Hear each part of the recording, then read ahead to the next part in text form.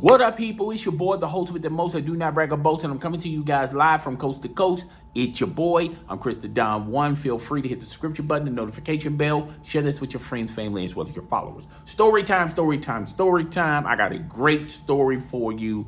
As you all know, and a lot of you guys are aware of, I used to work at Kroger.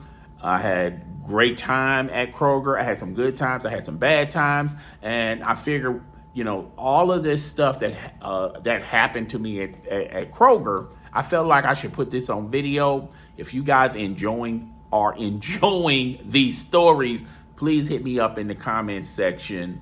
If you want me to talk more about other things, also disclose that information in the comments section. So story time, story time, story time. So I'm going to talk about these two employees that could not stand one another. They hated each other's guts. But in actuality, they had more in common than they realized. Okay, so I'm gonna start it off with one person on the other on this side, and her name was Darlene. Darlene was a customer service manager. She was bright skinned. She had colorful eyes. She came from Louisiana. She didn't have a heavy Louisiana accent. And if I had to describe Darlene in a nutshell, she looked more like Lisa Ray. Okay, that's did she have Lisa Ray's personality? No.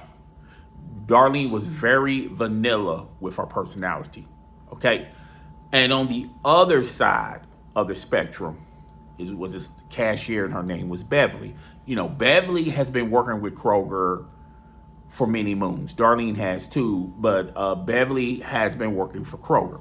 Now, Beverly, like I said, she's the cashier. She's married. I think she rented her house to other people. So she's making money on the side doing that, but she's also a cashier working at your friendly neighborhood Kroger. All right. And to describe Beverly further, Beverly was a left-wing conservative. Okay. She was thick in the weeds for the Republican Party. She is for things like Trump and Trump's views, or radical thinking views, things of that nature. Okay. So, and you got Beverly, you got Darlene. And from day one, they just could not. There was like oil and water. They just could not mix. All right. Always something going down when they're, working together. Now, when you separate the two, when Beverly was working a day where Darlene was off, or she had to work evenings, or when Darlene was working in the morning and Beverly was off, things were it was okay. Okay. But these two personalities had extreme characteristics. Okay. So it started off like this. Darlene came to our store and she was interested in transferring to our location because the store she comes from, they're closing that store down. And they're closing that store down due to sales. It was in a bad neighborhood. So Darlene's driving around from store to store, seeing which store she was interested in as far as transferring. And when I first met Darlene, she just told me that. Now, when I first met Darlene, she was pretty cool,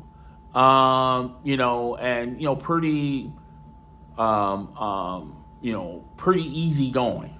But that's on the outside looking in, okay? And that's probably because, she's just trying to find another home. So I took it for what it's worth. You want to transfer here. She's a customer service manager. And at that particular time, my location was looking for a customer service manager. And Darlene was interested in the job. So she came and interviewed, talked to the manager. It was Bill Cook. Bill liked her, and he went on and approved her transfer over here. So when her first week at our location, everyone's trying to get to know her. She was very friendly. She, was easygoing. She was trying to figure everyone out. But the one thing about Darlene, she wasn't over friendly. She was very stoic. She kept her emotions and feelings inside her. Okay. And a lot of people perceive that for different reasons. A lot of people perceived it as maybe she was a hard ass. Maybe she didn't want to be friends with anybody. She had a cold type of mentality about her. Okay. So her first week, we're all, trying to get to know her. She's getting to know us. The first week, I felt like everything was fine. Okay.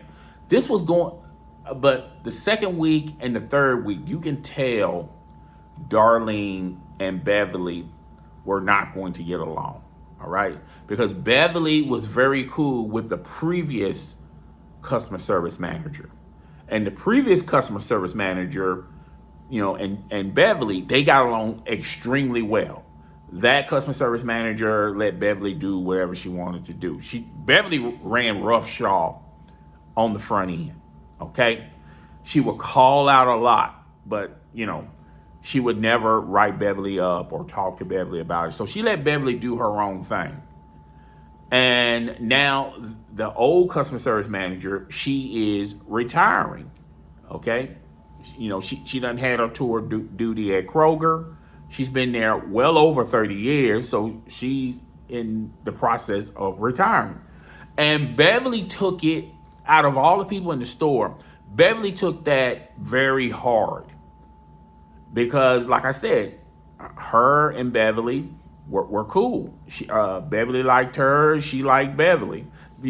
Truth be known, Beverly only had two friends in the store, which was the old customer service manager. Her name was Joe, and Greg. So those was really the only two people she would constantly talk to. Now, she'll occasionally walk by us and say a few things to us and things like that, but she trusts those two individuals. So you can tell, I felt like the third and fourth week, things went south. All right. Darlene, the first sign of trouble is Beverly is very religious on her breaks and lunches. She takes it at the same time every single day. No ifs, ands, or buts. I can still remember Beverly's schedule as far as lunch and breaks. So you get one break in the morning, you get a lunch in the afternoon, and you get your last break. So Beverly wanted to take her first break at 11 because Beverly came in at 7. Normally it's 9 o'clock, but Beverly likes to wait until 11 to take her first break. And then she wants to take her lunch at 2. And then she wants to take her final break, which if you work 7 to 3:30, she wanted to take her final break like around the 2 o'clock area. And then that's when she just disappears. She goes on her second break, like around 2:15. She just disappears for that whole hour. She's pretty much done. She's not off the clock. She's on the clock. She's done. And it didn't matter if you paged her, if management paged her. Beverly was gone, and nobody wasn't going to look for her. Okay, because if you look for Beverly and you find Beverly, Beverly would give you an attitude. And Beverly was the type of individual, if she felt like you was picking, like every time you talk to Beverly, she perceived it as you're picking with her. You're just, you're harassing her. And Beverly would go to the union about it. Or Beverly would talk to someone in the corporate office. So that's why managers stay clear away from Beverly. They just let Beverly do whatever she wanted to do. And I was so used to Beverly, I didn't see anyone else on the customer service, the other floor supervisors, or assistant managers making it a big issue about Beverly. So I didn't pay it a big issue because I'm not going to be the only one in the store trying to pay Beverly back up front. So it is what it is. So you can tell that was Beverly's schedule. So and also Beverly only wanted to work 7 to 3:30, and she only wanted to work on one register and one register only. Beverly wanted to work on register 10. And the reason why Beverly wanted to work on register 10, not because she's been working on register 10 since the beginning of time, because register 10 is all the way to the far back. So when customers start wanting to check out, number 10 is so far in the back, they'll go to the other registers because they're closer to the door. And Beverly knew that. All right. So that was Beverly. And if you don't, and if she does not get that, she's going to be a tirade. All right. So when Darlene got there, she noticed this pattern of Beverly. And Darlene was not going to fall in line. So Darlene started to tell Beverly to start taking her, she told me, Darlene called me. I can still remember it. Darlene called me and said, hey, tell Beverly to go ahead and take her break. It was 9 o'clock. And I said, okay, but she normally likes to take her break at 11. And Darlene said, well, that's not how she's supposed to take her break every 2 hours. You're supposed to take a break and a lunch and another break every 2 hours of your shift. I knew that. Everyone knows that.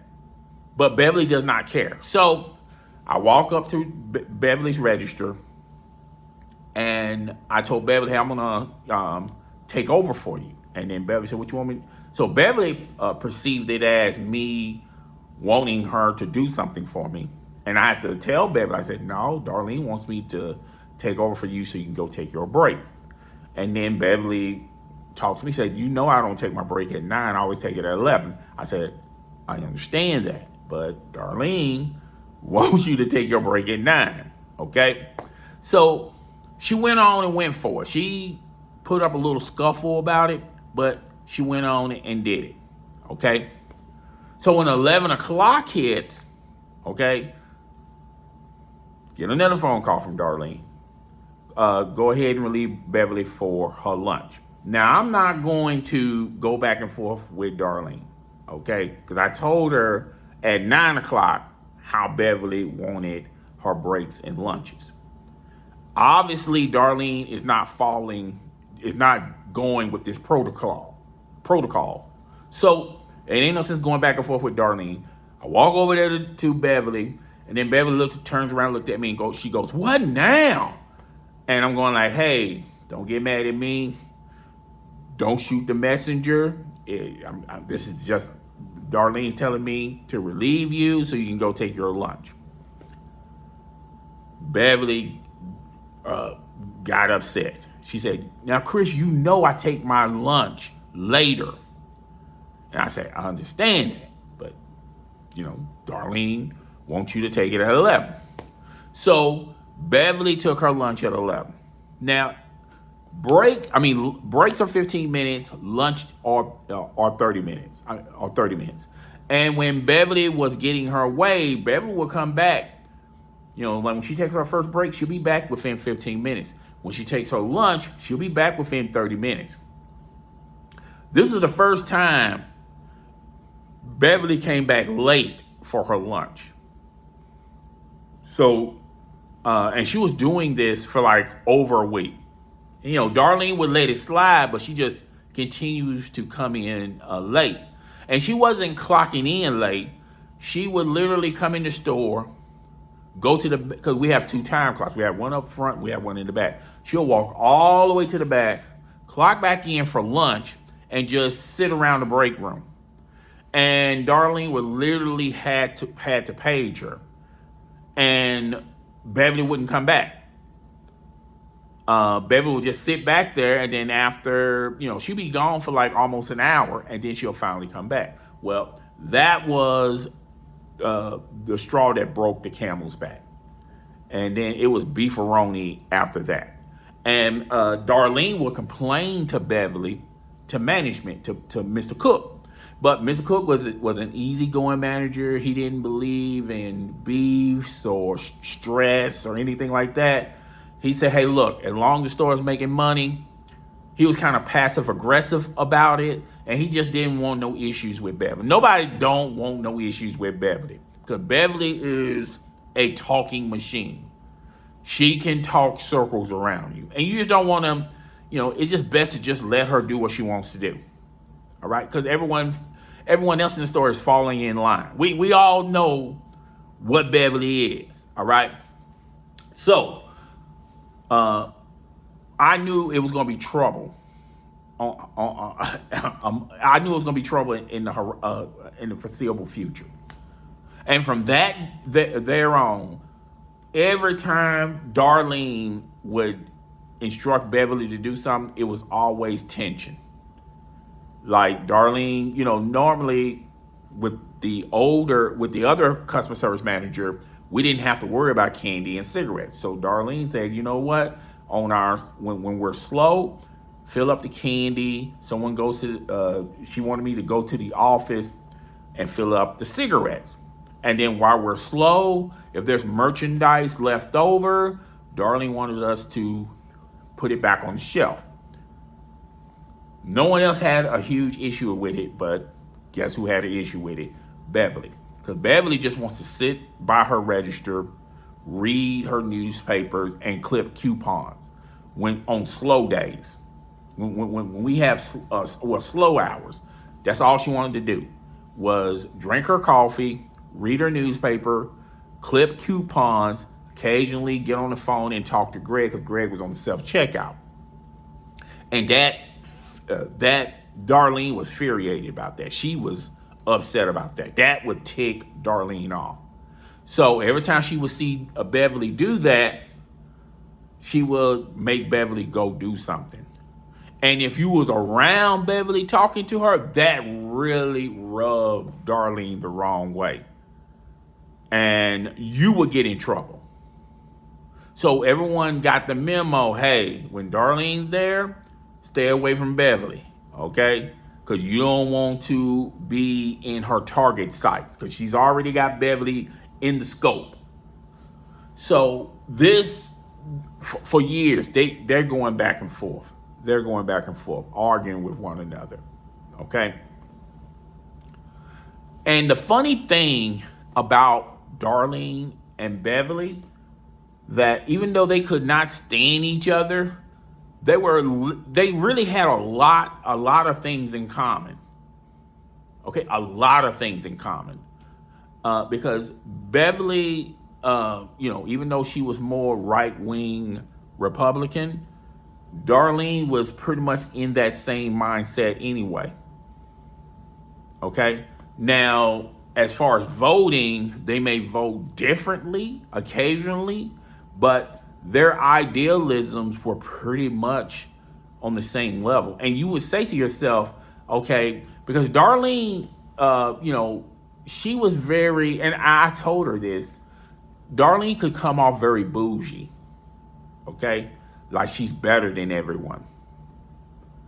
Like she would wear outfits and shoes, and there's nothing wrong with that, but she would wear those name brand stuff, where the rest of us, if we use our old clothes that we don't use at home and we just wear them for our uniforms, because I didn't want to mess up none of my name brand shoes, so I just got some cheap inexpensive shoes that if I scuff them up, I scuff them up. These are my work shoes. These are my work pants. This is my work shirt. I didn't care if I mess them up.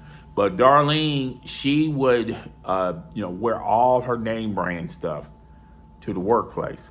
And she would constantly check and make sure that nothing's scuffled up or nothing's wrinkled or anything. She was clean, okay? Beverly, on the other hand, was old school fashion. She likes to wear pearls, earrings, just a little makeup, but not a lot of makeup. And she kind of she just had that mindset of a classy Bel Air white woman. Okay, and Darlene reminds you of, had that mindset of a classy black woman who thinks she's better than everyone. And, I can tell Darlene's demeanor could rub people the wrong way. And, she would tell, and, one of her friends that used to work with us at Kroger was Facebook friends with Darlene. And she told me when Darlene makes a post, it's the spelling's correct, the grammar. She don't use no slang, no curse words. The spelling's correct, the grammar's correct. And she said it was very proper. Okay. And on Facebook, and if you it's one thing if you have Facebook friends that is on that same time frame, then it wouldn't be an issue. But you're friends with people that you used to go to high school with, or your neighbors, or you ran across, when you met them at some function in somewhere, and those type of individuals will perceive that as you thinking that you're better than everyone. And I know people are going to look at this video and go, why? Because she posted, made sure the spelling is correct, it was proper grammar. I mean, what's the big deal, Chris? But I'm just saying, people that are normally not accustomed to that would perceive that as threatening. Like you think you better than us, okay? And I can tell, and in Facebook is the one place you get the worst people that follow you. Okay? That would, if you make a post, they're going to take it to heart, and they're going to say an ugly post about you, or, whatever. If you're showing off, there's going to be people out there, like she would show off. She had a brand new expensive Audi, and she posted it from on Facebook, talking about, oh, look what I got. I got this German engineering car, and it does this, it does that. Well, apparently, it rubbed people the wrong way, because it was one day. I was like minding my own business. I was, bagging, helping someone with their groceries. I went outside to bring some carts in, and it was like around 2:30, and around 2:30, Darlene's pretty much gone. So I'm just keeping the store, running and things of that nature. Then I see Darlene at the end of the parking lot. I'm going like, why is she still here? So I just saw her standing at her car with her head down. So I walked over there and I said, hey, Darlene, what you still doing? Well, why are you still here? And she explained to me somebody scratched the car. Now, I know people are going to say, well, maybe someone accidentally scratched it with the Bass cart, or just accidentally did it. But someone literally on purpose scratched her car, like just keyed it.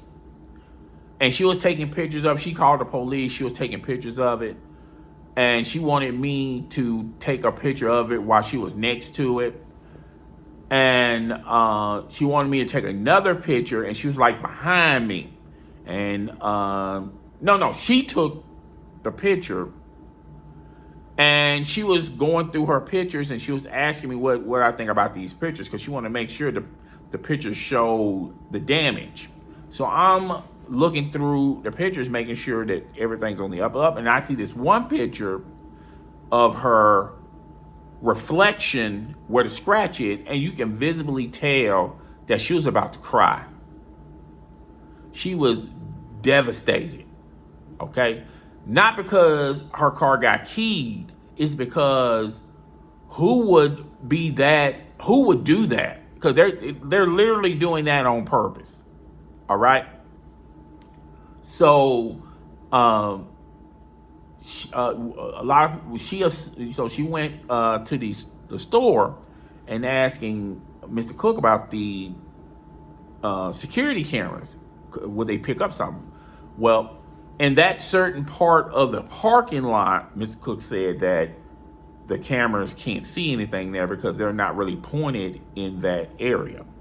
So then Darlene started thinking, well, who would do it? She started thinking about people on Facebook. Maybe someone came, disagree with her on a post or something, came by and keyed her car. She thought that she thought that there was customers that didn't want her there, keyed her car. And then she started thinking about Beverly possibly keying her car. Still to this day, I don't know who keyed her car. And I don't think she knows who keyed her car. Okay, but clearly it was somebody that just did not like her for whatever ridiculous reason.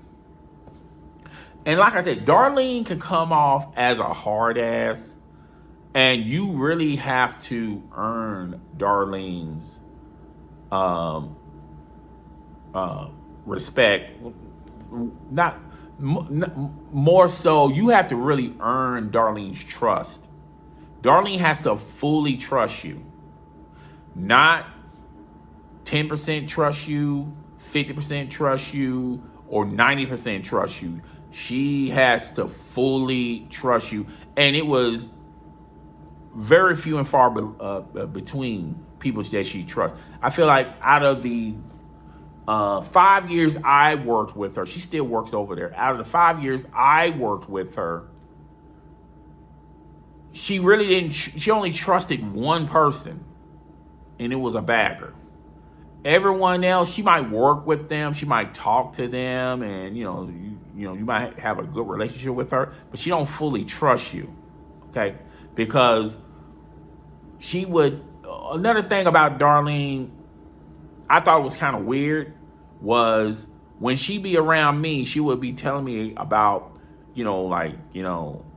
her concerns about Damien, what Damien's doing wrong, or what Rebecca's doing wrong, or what her backup is doing wrong, Beverly, Greg, But then when she would leave me, she would go to Damien or whoever and say, and then talk behind my back and talk behind other people's back, okay? But the one person she never talked about was this bagger. And his name was Morrell. Because Morrell got her full trust of her. And she's not going to disrespect Morrell. So she fully trusts Morrell. Okay? But to the rest of us, it didn't matter how many hours we worked for her. It didn't matter if we was willing to work overtime or change our availabilities to fit her needs or whatever, or not take a lunch, whatever. She's never going to fully trust you or believe you, no matter what you do for her, because it's never enough with Darlene. So the end of this story, Beverly, after Mr. Cook left, we got another new manager, and it was Miss McAdoo, and Miss McAdoo was in Darlene's corner. So they started writing Beverly up for being late, started writing Beverly up for calling out, and Beverly explored all options. She went to corporate office. At first it was helping her, but then they just, stopped, because she just constantly kept calling them about Darlene and Miss McAdoo. Then she went to the union. The union did as much as they could, but then the union said to themselves, okay, you just can't keep calling us all the time. Every time you have a fallout with Darlene or Miss McAdoo. And the last union representative that came to the store to handle a matter concerning Beverly, she basically just told Beverly, Beverly, sometimes you have to come into the store with blinders on. In other words, just come in. Don't worry about what's around you or what people are saying about you. Just clock in, do your 8, and hit the gate. That's pretty much what she said. And that really irritated Beverly. And like I said, they just kept messing. They just kept writing her, and good reasons. They wasn't really harassing her or picking with her. They was just basically telling Beverly, "Look, you're no better than the rest of everyone in here. So if we allow you to get away with this, everyone in the store is going to be saying, well, hey, how come I can't do that?" So yeah. So Beverly eventually retired from Kroger, and she moved to North Carolina. And she's living her best life in North Carolina. Okay, when I used to be on Facebook, Beverly added me as a friend. I didn't search for Beverly, and that's why I don't really mess with Facebook like that. Or I make my Facebook page private, so so people that I work with don't find me. But I don't really mess with Facebook that way. But I did have a Facebook account that was had my legal name in it, and that's how Beverly found me. And and it's not the fact that I was friends with her on Facebook. It's the stuff that she would that she would post on Facebook. And it was a lot of things she was posting on Facebook that I was saying to myself, I don't, she was very heavy into politics and things of that nature, and she would always post stuff like that, and she would literally make trolling type of posts to get a certain response from people. So when I saw her do that, I'm like, okay. So I just immediately blocked her from my Facebook. And that's the last time I ever saw Beverly, or even interacted with Beverly. Darlene, on the other hand, I worked with her, and then I transferred to another department. I'm not going to sit up here and sugarcoat it. I might do a story time on the fallout between me and Darlene, because those last 2 years with Darlene, it was very trying for me. And I'll talk about that at some later time, but I don't want to make this video any longer. So yeah, that's the story of Darlene and Beverly. I hope you guys were thoroughly entertained by this story. Can you do your boy a favor? Can you do your boy a solid? Please make sure you hit the subscription button, the notification bell. Make sure it's select to all, and share this with your friends, family, as well as your followers. If you want to further support the channel, if you want to be a Don Squad member in the house, stand up, salute, hit the join membership button. But remember, membership has its privileges, all right? So it's your boy, the host with the most that do not brag or boast, and I'm coming to you guys live from coast to coast. I'm up out of here. Deuces.